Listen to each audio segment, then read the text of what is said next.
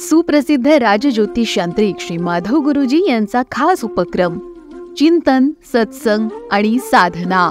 वक्रतुंड महाकाय सूर्यकोटी समप्रभ निर्विघ्नं गुरुमे देव सर्वकारेषु सर्वदा. मोर्या मोर्या मी बाळताने तुझीच सेवा करू काय जाणे. अन्याय माझे कोट्यान कोटी मोरेश्वरा वा तू बालकोटी. ओम श्री सच्चिदानंद सद्गुरु श्री साईनाथ महाराज की जय. ओम साईराम. कृष्णधाम यात्रेमध्ये आपण सगळे द्वारकेमध्ये राहिलो आहोत आणि द्वारकेमध्ये आपल्याला माहिती आहे की भगवान श्रीकृष्ण परमात्म्यांच्या जीवनामध्ये दशक महोत्सवानंतर खरोखरी आता एका प्रकारे आनंदी आनंद होता, कारण देवाचं दाम्पत्य जीवन चालू झालेलं होतं आणि त्याचवेळी नारदांचं त्या ठिकाणी आगमन झालं. आणि नारदांनी येऊन काय पराक्रम केले ते कालच्या भागामध्ये आपण ऐकलेलेच आहेत. नारद अंतर्धान पावले, परंतु आता देव मात्र द्वारकेतून बाहेर निघायच्या तयारीला लागले की आता स्वर्ग लोकामध्ये जावं लागेल, इंद्रावर प्रस्ताव मांडावा लागेल, त्या ठिकाणी पारिजातक वृक्षाची मागणी करावी लागेल. इंद्र ते देणार नाही आणि ते देणार नाही म्हणल्यावरती इंद्राशी युद्ध करावं लागेल, युद्धामध्ये पारिजातक जिंकून आणावं लागेल आणि सगळं जीवन आलबेल चालत असताना पुन्हा एकदा आपल्यावरती युद्धाचा प्रसंग आहे. देव मनामध्ये हा सगळा विचार करत होते आणि उद्धवजी बरोबर होते. त्याला उद्धवजी म्हणले की देवा, कसला मनातल्या मनात विचार करताय, कुठल्या गोष्टींनी एवढे चिंतित आहात, नक्की काय झालंय मला सांगा. त्यावेळेला ते म्हणले, अहो होणार काय, काल नारद मुनी येऊन गेले आणि नारद मुनी येऊन गेल्यानंतर आपलं जीवन आता अगदी अलबेल सुरू झालेलं आहे. त्यावेळेला मग सत्यभामाबरोबर झालेला वाद भगवान श्रीकृष्ण परमात्म्यांनी सांगितला. त्यावेळेला उद्धवजी त्याच्यावर म्हणाले, मग तडकाफडकी निघायलाच पाहिजे का, आपण 2 दिवस थांबलो तर 2 दिवसानंतर सत्यभामा आहे, तिला समजावून सांगता येईल, बाकीच्या पट्टराने तिला समजावून सांगतील आणि 2 पावलं ती मागे घेईल, ती सांगेल की नंतर तुम्हाला जेव्हा जमेल तेव्हा मला आणून द्या. ते म्हणले, ती सत्यभामा आहे, अतिशय तिला गर्व आहे आणि याच्या व्यतिरिक्त म्हणजे की नारद शांत बसणार नाहीत. कुठेतरी सत्यभामा शांत बसेलही, तिला काही घेणं देणं नाही आहे त्या पारिजातकांच्या फुलांचे. पण आता नारदांनी तिला येऊन जो कानमंत्र दिलेला आहे त्या कानमंत्रापुढे ती कुणाची ऐकणार नाही. ती नारदांची पट्टशिष्य आहे आणि नारद तिचे गुरु आहेत. नारदांनी येऊन तिला जो काही कानमंत्र दिला आहे ती आता पूर्णपणे म्हणजे की अशी भडका उडालेल्या अग्नीसारखी आहे, ती आता पारिजातकाशिवाय शांत होणार नाही. त्यावेळेला मग उद्धवजी म्हणले की मग तुम्ही नारद मुनींना काही बोलवणार नाही का, तुम्ही नारद मुनींच्या अगोदर बोललात नाही का, तुम्हाला प्रत्येक गोष्ट देवा माहिती असते, मग ज्यावेळेला माहिती असते तेव्हाच त्याच्यावरती का बोलत नाही, नारद मुनींना इथेच नमस्कार करून तुम्ही का परतावून लावलं नाही. ते म्हणले, उद्धवजी खूप छान शिकवताय, अहो द्वारकेचा नियम आहे, आपण द्वारकाधीश आहोत, आपण अतिथी देवो भव, आपण आलेल्या अतिथीचं स्वागत करतो, त्यात ते नारद मुनी आहेत, मला प्रचंड प्रिय आहेत. अहो मग देवा त्यांनी असं यावं का, कुठे आता तुमच्या जीवनामध्ये आलबेल असेल, ते आलबेल असताना नारद मुनींनी असं वागावं का, किती हा पोरखेड झाला, तुम्ही देवा का बोलत नाही. अहो तुम्ही बोललात तर तो तुमचा अधिकार आहे, तुम्ही प्रेमाने त्यांना समजवलं असतं तरी चाललं असतं. त्यांनी एवढा कुठल्या गोष्टीचा राग तुमच्यावरती काढला. अहो ही घटना करताना किंवा सत्यभामेला समजवत असताना किंवा तिला काहीतरी कानमंत्र देत असताना नारदांनी एवढा तरी विचार करावा की अरे आता कुठे त्या परमात्म्याचं जीवन हे आलबेल सुरू आहे आणि आपण आत्ताच असं करावं का. ते म्हणले, तसं नाही आहे, तुम्हाला वाटतंय की हे सगळं त्यांनी माझ्या इथे येऊन द्वारकेत केलेलं असं नाही आहे, तर हा प्रसंग वेगळा आहे. उद्धवजी तुम्ही समजून घ्या, भगवान श्रीकृष्ण परमात्मा प्रत्येक वेळेला ज्या ज्या गोष्टींच्या विरुद्ध वागायला पाहिजे त्यावेळेला समोरच्या माणसाची बाजू समजावून सांगायची आहे आणि ती समजावून सांगितल्यानंतर उद्धवजी म्हणायचे की नाही देवा तुमचं बरोबर आहे, जे तुम्ही वागताय तेच अगदी बरोबर आहे, असंच या ठिकाणी वागलं पाहिजे. त्यावेळेला ते उद्धवजींना म्हणतात, उद्धवजी या प्रसंगाची पार्श्वभूमी तुम्हाला माहिती नाही आहे. ते म्हणले, देवा कसली पार्श्वभूमी, अहो काय आहे, तुम्ही काहीतरी नारद मुनींना कुठे बोललेले आहेत का, तुम्ही तर कायम त्यांचं कौतुकच केलं आहे. मग असं असताना हा कुठल्या गोष्टीचा त्यांनी वचपा काढला, असं असताना ते कुठल्या गोष्टीवरती राग काढण्याकरता ते असं करून गेले. ते म्हणले, तो राग आपल्यावरती नाही आहे, तो वचपा आपल्यावरती नाही आहे, तर वरती इंद्राला पूर्णपणे गर्व झालेला आहे. अहो सत्यभामेला गर्व मुळी नाहीच आहे किंवा तिचा गर्व उतरवायचा झाला तर तो उतरवण्याकरता आपल्याकडे भरपूर माणसं आहेत, नारद मुनींना आणायची गरज नाही. परंतु वरती इंद्राला गर्व झालेला आहे आणि इंद्राला इतका गर्व झालेला आहे की तो कमालीच्या बाहेर, तो कुणाचंही काही ऐकत नाही आहे आणि त्याला असं वाटतं जे काही सुख आहे, जे काही सुंदर आहे ते सगळे स्वर्ग लोकामध्ये आहे. ऐरावत हत्ती त्याच्याकडे आहे, पारिजातिक वृक्ष त्याच्याकडे आहे आणि असं पृथ्वीवर पृथ्वीवरती काय नाही आहे. त्यामुळे मृत्यू लोकाला तो तुच्छ मानायला लागला आहे आणि या मृत्यू लोकामध्ये इथे सगळं पुण्य चालू आहे, म्हणून तिथे इंद्राचं राज्यपद सांभाळलं जातं आहे, म्हणून इंद्र तिथे राजा आहे, म्हणून आम्ही सगळे देव आहोत. मग या पृथ्वी लोकाची, या मृत्यू लोकाची काळजी घेणे आपलं काम आहे. आणि या मृत्यू लोकाचं जर कोणी नेतृत्व करत असेल, या मृत्यू लोकाबद्दल वरती येऊन कोणी चांगलं म्हणत असेल, या मृत्यू लोकाचा तिथे मान सन्मान जर कोण वाढवत असेल, तर तो एकमेव माझा नारद आहे, की जो कधीही मृत्यू लोकाबद्दल कुणाच्याही तोंडून काही ऐकून घेत नाही. जर कोणी अद्वा तद्वा बोललं तर त्या ठिकाणी नारद त्या ठिकाणी उत्तरास प्रत्युत्तर देतो. आणि त्या दिवशी मात्र नारद पूर्णपणे अनुत्तर झालेले आहेत. का तर ज्या वेळेला इंद्राने प्रस्ताव मांडला, अहो काय मृत्यू लोकाचं तुम्ही कौतुक सांगता नारद, काय आहे तुमच्या मृत्यू लोकामध्ये, ऐरावत हत्ती आहे का? अहो बघा तो स्वर्ग लोकामध्ये आहे, तो कसा माझ्या दाराशी झुलतोय. अहो खाली नुसते हत्ती आहेत परंतु ऐरावत नाही. बरं त्याचबरोबर तुम्ही माझ्या बागेमध्ये जा, अहो माझ्या बागेमध्ये पारिजातक आहे, तो पारिजातक खाली पृथ्वीवरती नाही. आणि हे सगळं ऐकल्यानंतर ऐरावता सकट इंद्रदेवाला कसं खाली आणायचं ते नारदांना बरोबर माहिती आहे. आणि त्यावेळेला तो पारिजातक त्यांच्या डोक्यामध्ये बसलेला आहे.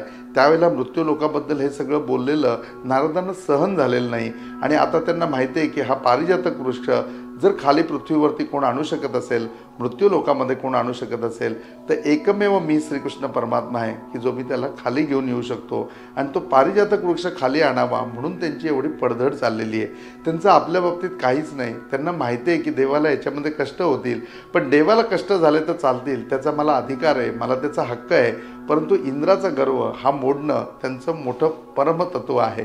त्यामुळे त्यांच्या परमतत्वाबरोबर कुठल्याही प्रकारचं सामंजस्य म्हणजे की कुठल्याही प्रकारची सेटलमेंट किंवा कॉम्प्रोमाइज नारद करणार नाहीत. आणि एवढे देव नारदांना ओळखत होते. आज उद्धवजी पुन्हा म्हणले की देवा तुमचं बरोबर आहे. अशा वेळेला आपण नारदांना दोष नाही दिला पाहिजे. ते म्हणले नारद कधीच दोषी नाही आहेत. नारदांनी कधीही भूमिका चुगल्या लावण्याची केलेली नाही. नारदांनी कधीही कुणाच्या संसारामध्ये जाऊन आग लावलेली नाही आहे. परंतु नारदांनी प्रत्येक वेळेला ते परमतत्व जागृत केलेलं आहे की जे परमतत्व असायला पाहिजे. आज सत्यभामेच्या निमित्ताने त्यांना माहिती आहे की सत्यभामावर सुद्धा माझं तेवढं प्रेम आहे आणि ते प्रेम केवळ दाटून यावं, त्या प्रेमाची कुठेतरी जाणीव व्हावी, सत्यभामाच्या जीवनामध्ये आनंद निर्माण व्हावा, आमचं दोघांचं दाम्पत्य जीवन आणखीन फुलावं आणि त्याचबरोबर पूर्णपणे इंद्राचा गर्व हरण व्हावा, एवढ्या उद्देशांनी फक्त ते आलेले होते. आणि त्यांचा हेतू आता सफल होण्याच्या मार्गावरती आहे. उद्धवजी आता थांबणं योग्य नाही.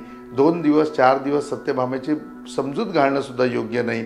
नारदांनी ज्या वेळेला सांगितलंय त्याच वेळेला वरती जायला पाहिजे आणि इंद्राचं गर्वहरण करायला पाहिजे.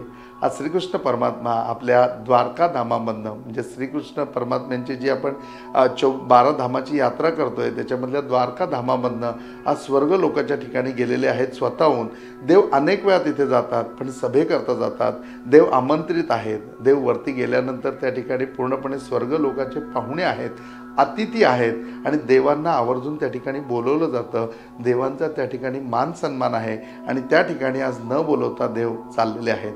देव वरती गेल्यानंतर जसे देव वरती आले, स्वर्ग लोकामध्ये ज्यावेळेला देव आले त्यावेळेला इंद्राला प्रश्न पडला, अरे श्रीकृष्ण परमात्मा का वरती आलेले आहेत? आपली युद्धाच्या दिशेने जी महाभारताच्या दिशेने चर्चा चालू आहे, महाभारतामध्ये काही प्रसंग आहे का? युद्ध लगेचच सुरू होणार आहे का?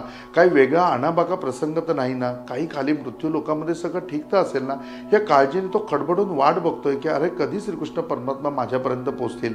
सची त्या ठिकाणी काळजीमध्ये आहे की श्रीकृष्ण परमात्मा आत्ताच गेलेले होते आणि थोड्या वेळामध्ये स्वर्ग लोकामध्ये का आलेत? ते कधीच असे येत नाहीत. त्यांना ज्या वेळेला आमंत्रण असतं तेव्हाच ते येतात. ते अतिथी आहेत आणि असं असताना ते का आलेले आहेत? वर्दी देणाऱ्या माणसाला इंद्र वारंवार विचारतोय, वर्दी देणाऱ्या त्याच्या सेवकाला इंद्र वारंवार विचारतोय की त्यांचा चेहरा कसा आहे? तो गंभीर तर नाहीये ना? तो असं कुठल्या तरी दुःखातून तर येत नाहीये ना? त्याचा चेहरा सुखकर्ता दिसतोय ना? तो हसतोय ना? तो त्याच्या सगळ्या रुबाबामध्ये येतोय ना? आणि सेवक म्हणतात की हो जसे येतात तसे येतात, पण काय येत आहेत ते माहिती नाही, या येत आहेत त्याचं कारण माहिती नाही. आणि आता इंद्र स्वतः काळजीमध्ये बसलेले आहेत आणि त्या ठिकाणी भगवान श्रीकृष्ण परमात्म्यांचं आगमन होतं. आगमन झाल्यानंतर इंद्र स्वतः उभे राहिलेत. बघा श्रीकृष्ण परमात्म्यांचा किती मोठा त्या ठिकाणी आदर आहे की देवांचे राजा इंद्र असले तरी इंद्र स्वतः उभे राहिलेत आणि श्रीकृष्ण परमात्म्यांना प्रथम बसायला विनंती करतात, बसतात. सची त्या ठिकाणी त्यांना लगेच पाणी घेऊन येते, जलपान त्यांना त्या ठिकाणी घेऊन येते. भगवान श्रीकृष्ण परमात्मा शांतपणे जल घेतात. जल घेऊन झाल्याच्या नंतर सती त्या ठिकाणी ते भांडं घेऊन आतमध्ये जाते आणि जाताना फक्त एवढंच विचारते की देवा सगळं कुशल मंगल आहे ना? देव म्हणतात की माते तुमच्या आशीर्वादाने सगळं कुशल मंगल आहे, कुठल्याही गोष्टीची कमतरता नाही. अहो मग असं तेवढ्यात इंद्र सचीकडे वळून बघतो की राजदरबारातल्या काही गोष्टी असतील तर तिन्हीच थांबणं योग्य नाही. सची आपल्याला म्हणजे की परिस्थितीची जाणीव होऊन त्या ठिकाणी आतमध्ये निघून जाते आणि इंद्र म्हणतात की देवा सांगा ना, असे लगबगीने का वरती आले. त्यावेळेला देव इंद्रांना म्हणतात की तुमच्याकडे मी काही मागितलं तर तुम्ही मला द्याल का. त्यावेळेला इंद्र म्हणतात, अहो आत्तापर्यंत प्रत्येक वेळेला मीच तुमच्याकडे मागितलेलं आहे. आज माझं राज्य पण जर टिकून असेल तर ते ह्याच गोष्टीकरता टिकून आहे की तुम्ही माझ्याबरोबर आहात, तुम्ही कायम माझ्या बाबतीत असता, तुम्ही कायम माझ्या बाजूने असता. तर तुम्ही एखादी गोष्ट मागितली आणि मी देणार नाही असं काय होईल का. तुमच्या मनामध्ये अशी शंका आलीच कशी. ते म्हणले तुम्ही देणार नाही आहे मला माहिती आहे, म्हणूनच मी विचारलं. ते म्हणले देवा असं काहीच नाही की मी तुम्हाला देणार नाही, तुम्ही मागून तर बघा. आणि त्यावेळेला भगवान श्रीकृष्ण परमात्मा म्हणले की मला पारिजातक वृक्ष हवा आहे, तुम्ही पारिजातक वृक्ष मला द्या. त्याच्यावरती पारिजातक वृक्ष मागितल्यानंतर इंद्राचा चेहरा हा थोडासा गंभीर झाला, थोडासा लालसर झाला आणि म्हणला देवा पारिजातक सोडून तुम्ही दुसरं काहीही मागा, तुम्ही ऐरावत मागा, मी ऐरावत तुम्हाला देईन, पण पारिजातक तुम्हाला देणार नाही. त्यावेळेला देव म्हणले की नाही मला पारिजातक पाहिजे, मी पारिजातक घेऊनच जाईन. त्यावेळेला इंद्र म्हणले की देवा बघा तुम्ही अशी बळजबरी करू शकत नाही, हे शेवटी स्वर्गलोक आहे आणि स्वर्गलोकाचे काही नियम आहेत. मी इथला राजा आहे, तुम्ही कृपया मी राजा असल्याची तुम्हाला जाणीव करून द्यावी लागते, अशी परिस्थिती आणू नका.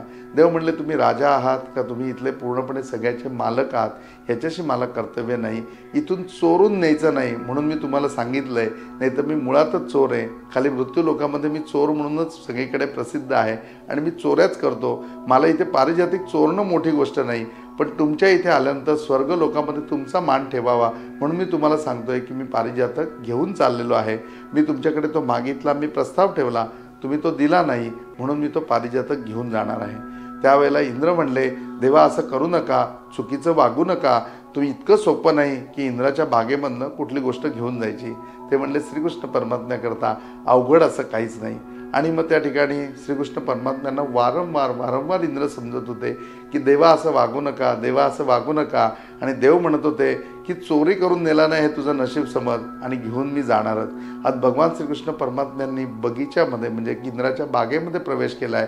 सती कुठेतरी इंद्राला खुणावते की जाऊ दे ना, त्याला घेऊन जायचे, तर आपल्याकडे एवढे पारिजातकाचे वृक्ष आहेत, एक वृक्ष श्रीकृष्ण परमात्मा घेऊन गेले तर कुठे बिघडतंय, का युद्धाचा प्रसंग निर्माण करताय. अहो कशाकरता युद्धाचा प्रसंग आणताय, कशाकरता त्यांच्याशी पूर्णपणे म्हणजे की भेदभाव करताय, ते आपलेच आहेत ना, त्यांना द्या ना. परंतु आता इंद्र सुद्धा पूर्णपणे त्याचा गर्व होता, त्या गर्वाने म्हणतोय की नाही सची, पारिजातक वृक्ष नाही देणार. श्रीकृष्ण परमात्मा तो मृत्यूलोकी घेऊन जातील आणि मृत्यूलोकी त्याला नाही पाठवायचं. त्या पारिजातकाला मी सांभाळलंय, तो माझ्याकरता आहे, त्यांनी माझ्याकरता जन्म घेतलेला आहे. पारिजातकाला सुद्धा हेच हवं होतं की त्याला स्वर्ग लोकांमधनं खाली यायचं होतं आणि श्रीकृष्ण परमात्म्याच्या दारामध्ये त्याच्या रोजच्या सहवासामध्ये त्याला राहायचं होतं. त्यामुळे पारिजातकाच्या जवळ गेल्यानंतर श्रीकृष्ण परमात्म्याने फक्त पारिजातकाच्या वृक्षाला हात लावला आहे आणि वृक्ष मुळासकट देवाच्या हातामध्ये आला आहे. देव आता वृक्ष घेऊन निघालेत आणि संपूर्ण इंद्राची सेना समोर उभी आहे आणि इंद्र आता त्या ठिकाणी पूर्णपणे सगळ्या सेनेला आज्ञा देत आहे की भगवान श्रीकृष्ण परमात्म्याशी युद्ध करा. देवाने सगळी परिस्थिती बघितली, सगळ्या सैन्याकडे बघितलं आणि सांगितलं की तुम्हाला माझ्यावर शस्त्र चालवायचं असेल तर चालवा, तुमचा काहीही दोष नाही म्हणजे, परंतु तुम्हाला शस्त्ररहित मी केव्हाच करून टाकलंय.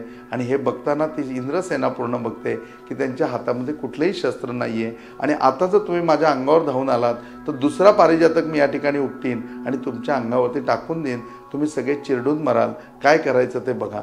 आज त्या ठिकाणी तो युद्धाचा प्रसंग आल्यानंतर आज ही अवस्था बघितल्यानंतर इंद्राने स्वतःचं पूर्णपणे म्हणजे की जे त्याच्याकडचं अस्त्र आहे ते ब्रह्मास्त्र त्याच्याकडचं काढलं आणि ब्रह्मास्त्र आता पूर्णपणे तो श्रीकृष्ण परमात्म्यावरती चालवणार आहे. आणि ब्रह्मास्त्र ज्या वेळेला उगारलं, ब्रह्मास्त्र ज्या वेळेला काढलं, त्याच्या वेळेला स्वतः ब्रह्मदेव समोर आले आणि म्हणले की इंद्रा हे तुला दिलेलं आहे. त्यावेळेला त्याच्या काही अटी घातलेल्या आहेत. त्या अटी घातलेल्या असताना पहिली अट ही की केव्हाही भगवान शिवशंकरांवर चालणार नाही, हे केव्हा विष्णूवरही चालणार नाही आणि हे माझ्यावरही चालणार नाही. आणि जर तू या गोष्टीचा आता प्रयोग केला तर कायमस्वरूपी ते ब्रह्मास्त्र तुझ्याकडनं निघून जाईल. मग शेवटचं हत्यार म्हणजे वज्रासन, जे पूर्णपणे म्हणजे की वज्रास्त्र जे आहे ते वज्रास्त्र त्या ठिकाणी म्हणजे इंद्राने काढलं आणि वज्रास्त्र आज देवावरती सोडणार, त्यावेळेला वज्र स्वतः इंद्रासमोर येऊन उभा राहिला आणि ते वज्रवृक्ष आज इंद्राला सांगते की आत्तापर्यंत मी कायम तुझ्या आज्ञेचं पालन केलंय, पण आज मी तुला सांगतो की तुझ्या आज्ञेचं मी पालन करीन, पण श्रीकृष्ण परमात्म्याच्या मी पायाशी जाऊन पडेन आणि तिथेच मुक्त होईन, पुन्हा याच्यापुढे कधीही तुझ्या हातात येणार नाही. तुला जर पूर्णपणे स्वतःचं संरक्षण करायचं असेल, पुढच्या तुझ्या आयुष्यामध्ये तुला वज्र हवं असेल, तुला पुढच्या ह्याच्यामध्ये पूर्णपणे म्हणजे की ह्या वज्राचा उपयोग करून घ्यायचा असेल, तर तू श्रीकृष्ण परमात्म्यावर त्याचा प्रयोग करू नको. इंद्राला आज ही सगळी परिस्थिती बघितल्यानंतर गर्वहरण झालेलं आहे. आज इंद्राची सेना, इंद्राची पत्नी आणि स्वतः इंद्र आणि त्याचे सगळे पुत्र भगवान श्रीकृष्ण परमात्म्यापुढे नतमस्तक झालेले आहेत आणि त्या ठिकाणी युद्धाचा प्रसंग टाळून देव पारिजातक वृक्ष घेऊन खाली द्वारकेमध्ये येतात, मृत्यू लोकामध्ये पृथ्वीवरती येतात आणि पारिजातकाचा वृक्ष तसाच आणून सत्यभामेच्या दाराशी लावतात. सत्यभामेच्या आज अंगणामध्ये पारिजातक फुललेला आहे, त्या पारिजातकाचा सुगंध सुटलेला आहे. सत्यभामाला आनंद झालेला आहे, तिने देवांचं पूर्णपणे औक्षण केलेलं आहे. देवांवरती म्हणजे की अक्षरशः दोन्ही हातांनी अशी सुवर्ण पुष्प तिने उधळलेली आहेत आणि आता सत्यभामाला खात्री झाली आहे की रुक्मिणीपेक्षा माझ्यावरच जास्त प्रेम आहे. ती आनंदाने कौतुकाने भगवान श्रीकृष्ण परमात्म्यांना घरामध्ये घेते आणि घरामध्ये घेतल्यानंतर भगवान श्रीकृष्ण परमात्म्यांचे गोडवे गायला सुरुवात करते, माफीही मागते की अहो मी असं केलं, अहो मी असं तुम्हाला नव्हतं सांगायला पाहिजे, अहो मी एवढा त्रास नव्हता द्यायला पाहिजे. आणि श्रीकृष्ण परमात्मा हसत हसत त्या सगळ्या गोष्टी सहन करतात. आज या अध्यायामध्ये द्वारकेच्या महात्म्यामध्ये पुढे काय झालं ते ऐकणारच आहोत आपण उद्याच्या भागामध्ये. आज इथेच थांबूया. ओम साईराम.